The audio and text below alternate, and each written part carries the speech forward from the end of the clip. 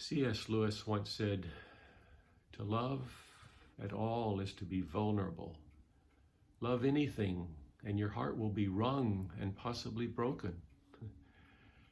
That's true of the love in marriages, where hearts have been broken by divorce and by infidelity and by the death of the loved one. And it's true for most people who have children.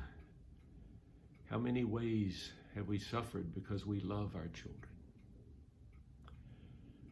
On Sunday afternoon, June 12th, 1983, the Christian philosopher Nicholas Wolterstorff received a call about his 25-year-old son, Eric, who had been mountain climbing in Germany. The call was from Eric's landlady. She said, "Mr. Wolterstorff, I must give you bad news." "Yes."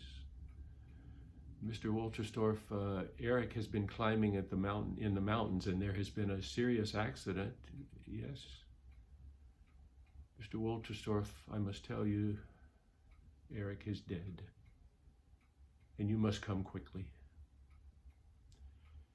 He said that call divided his life into before and after. And over the next year, he wrote a book, Lament for a Son, which he describes as a cry of grief. He says, "Grief was the price I was paying for love." He said, "Suffering is the meaning of this world, for love is the meaning, and love suffers." That's been true for probably every person who ever loved, including Jesus. John 3:16 says, "God so loved the world that he gave his only son, knowing that they both would suffer, because God's son, Jesus, would love the world just as God the Father loved the world."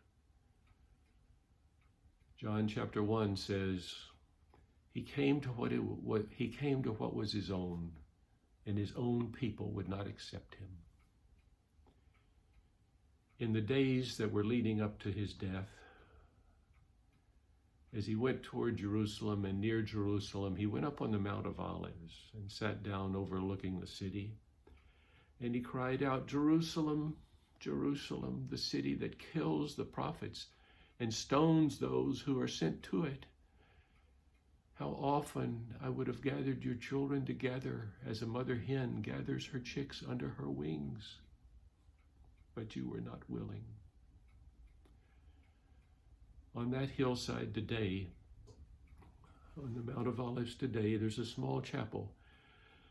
And inside the chapel, inscribed on its walls, are two Latin words, Domini Flavi, which means the Lord wept.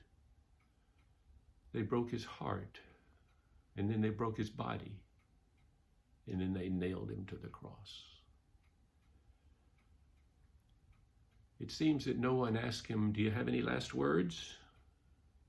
But thank God, we do have Jesus' last words. And the first thing he said was, "Father, forgive them, for they know not what they are doing."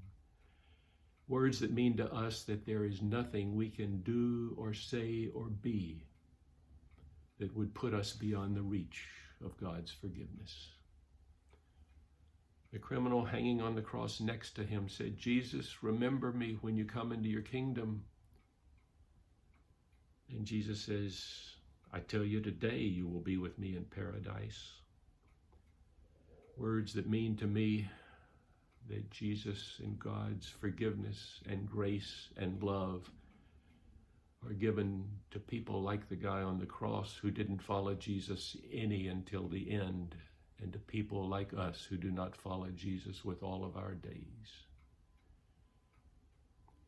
He said, my God, why have you forsaken me?"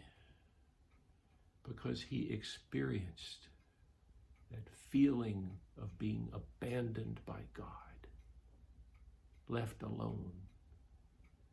But he knew what his Father had always told God's creation ever since the creation. Remember, I am with you always, whether we can feel it or not. And the last thing he said before he died were not words to my God, but rather words to God, his Father. And he said, Father, into your hands I commend my spirit. Words that mean to us that we need not fear death. We need not fear giving up our most precious possession, but can give it, our life that is, but can give it into the hands of God, the loving hands of God. There's a little story about a boy, probably 6 or 7 years old, who used to bring home his friends after school. They would play in the backyard until it was nighttime. And one day his father realized that the son had stopped bringing his friends home. And that night, as he was putting the boy to bed, he said, Son, I noticed you don't bring your friends home to play with you anymore. The boy nodded yes. The dad said, is it because of your mom? He nodded again. And he said, is it because of your mom's hands? The boy nodded. He said, I need to tell you why your mom's hands look like that. One day when you were a very little child, she was upstairs and she heard you screaming. She ran downstairs and saw that you had fallen into the burning coals in the fireplace. She reached her bare hands into the fireplace to pull you out, but her hands were badly burned and became badly scarred. So when you see your mom's hands, that's how much she loves you. Within the next week or two, the father noticed that the boy had resumed bringing his friends home to play in the backyard after school. And a few days after that, he overheard his son say to a friend, you see my mom's hands? That's how much she loves me. On Good Friday, we see God's hands. Christianity is the only world religion that has a God who suffers. We prefer a God who prevents suffering. But if we had a God like that, we would not have a God who loved. William Sloane Coffin once said, I could never believe in a God who did not suffer, given the suffering of this world. The cross of Jesus is the clearest possible sign of the depths of God's love. And it's the clearest possible example of the depths of God's suffering. Jesus once said, greater love hath no man than this, that he lay down his life for his friend. But there is a greater love than that the Son of God lay down his life for his enemies. C.S. Lewis said, to love at all is to be vulnerable. Love anything and your heart will be wrung and perhaps broken. God knows that. God knows that. Just look at his hand.